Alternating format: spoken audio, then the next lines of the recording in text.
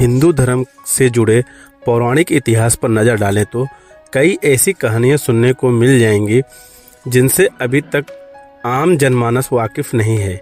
हिंदू धर्म के दो ग्रंथों के अनुसार सरस्वती पुराण और मत्स्य पुराण में सृष्टि के रचयिता ब्रह्मा का अपनी बेटी सरस्वती से विवाह करने का प्रसंग है। लेकिन ब्रह्मा ने अपनी पुत्री से विवाह जैसा निंदनीय काम क्यों किया, इसका जवाब जानने के लिए आइए जानते हैं आज की इस वीडियो में। यह तो बात हम सभी जानते हैं कि त्रिदेव के हाथों में ही इस सृष्टि की बागडोर समाहित है। ब्रह्मा के पास सृष्टि की रचना का दायित्व है तो विष्णु के पास संरक्षण का। वहीं देवों के देव कहे जाने वाले महादेव शिव को विनाश का जिम्मा सौंपा गया है। इसी विनाश के बाद फिर से शुरू होता है सृष्टि का चक्र। ब्रह्मा का अपनी ही बेटी के साथ विवाह करने की इस घटना का उल्लेख सरस्वती पुराण में वर्णित है। सरस्वती पुराण के अनुसार सृष्टि की रचना करते समय ब्रह्मा ने सीधे अपने वीर्य से सरस्वती को जन्म दिया था। इसलिए ऐसा कहा जाता है कि सरस्वती की कोई मां नहीं, केवल पिता ब्रह्मा थे। सरस्वती को विद्या की देवी कहा जाता है, लेकिन विद्या की यह देवी बेहद खूबसूरत और आकर्षक थी। स्वयं ब्रह्मा भी सरस्वती के आकर्षण से खुद को बचाकर नहीं रख पाए और उन्हें अपनी अर्धांगिनी बनाने का विचार करने लगे। सरस्वती ने अपने पिता की इस मनोभावना को भांपकर उनसे बचने के लिए चारों दिशाओं में छिपने का प्रयत्न किया, लेकिन उनका हर प्रयत्न बेकार साबित हुआ। इसलिए विवश होकर उन्हें अपने पिता के साथ विवाह करना पड़ा। ब्रह्मा और सरस्वती करीब 100 वर्षों तक एक जंगल में पति पत्नी की तरह रहे। इन दोनों का एक पुत्र भी हुआ जिसका नाम रखा गया स्वयंभू मनु।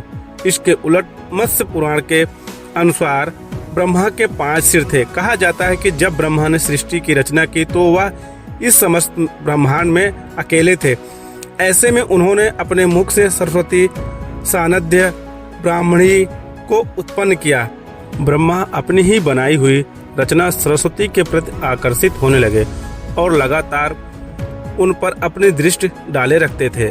ब्रह्मा की दृष्टि बचने के लिए सरस्वती चारों दिशाओं में छिपती रही, लेकिन वह उनसे नहीं बच पाई। इसलिए सरस्वती आकाश में जाकर छिप गई, लेकिन अपने 5वें सिर से ब्रह्मा ने उन्हें आकाश में खोज निकाला और उनसे सृष्टि की रचना में सहयोग करने का निवेदन किया। सरस्वती से विवाह करने के पश्चात सर्वप्रथम मनु का जन्म हुआ। ब्रह्मा और सरस्वती की यह संतान मनु को पृथ्वी पर जन्म लेने वाला पहला मानव कहा जाता है। इसके अलावा मनु को वेदों, सनातन धर्म और संस्कृत समेत समस्त भाषाओं का जनक भी कहा जाता है।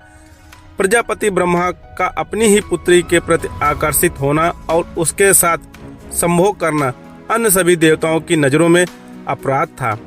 सभी ने मिलकर पापों का सर्वनाश करने वाले शिव से आग्रह किया कि ब्रह्मा ने अपनी पुत्री के लिए यौन आकांक्षाएं रखी, जो कि बड़ा पाप है।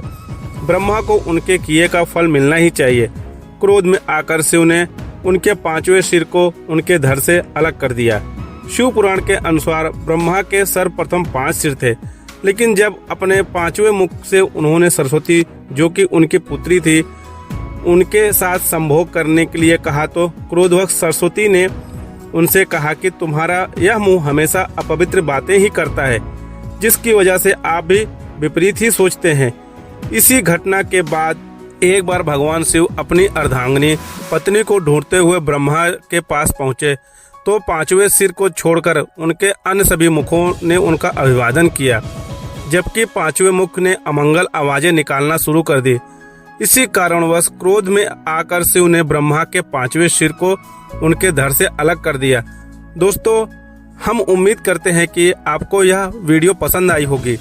वीडियो को लाइक, चैनल को सब्सक्राइब और अन्य भक्तों के साथ शेयर करना ना भूलें। और ये वीडियो आपको कैसी लगी हमें कमेंट करके बताइए।